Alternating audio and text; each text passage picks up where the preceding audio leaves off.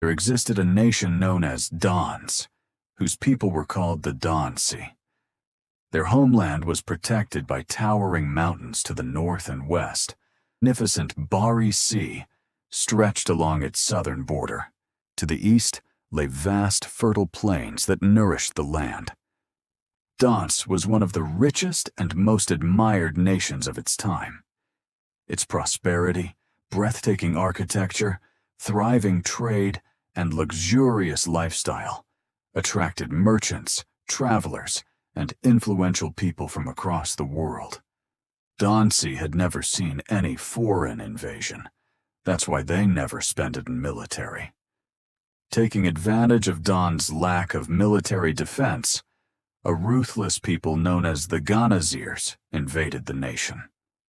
What followed was one of the darkest chapters in Dhansi history. Entire communities were destroyed, centers of learning were burned, and the Ganaziri language was imposed as the official language. Education was forbidden. The people's identity was suppressed. To strengthen their control, the invaders rewarded a small group of Dhansis with confiscated land and power.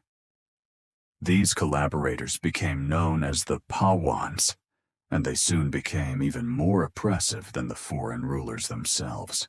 Centuries later, the Ganazirs unexpectedly abandoned Dhans, leaving the Pawans in control. Although they introduced limited development to gain public support, they continued denying the people quality education and basic rights. Ironically, the small amount of education they permitted awakened a new generation of Dhansis.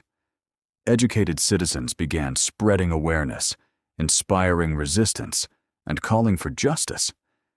Gradually, people united around a common dream: to reclaim their freedom, restore their identity, and rebuild the nation through knowledge and collective struggle.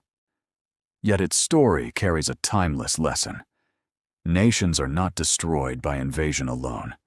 They decline when education is neglected, language and identity are lost, and unity gives way to division. The future of Dhans remains unwritten, waiting for those who choose knowledge, justice, and unity over conflict.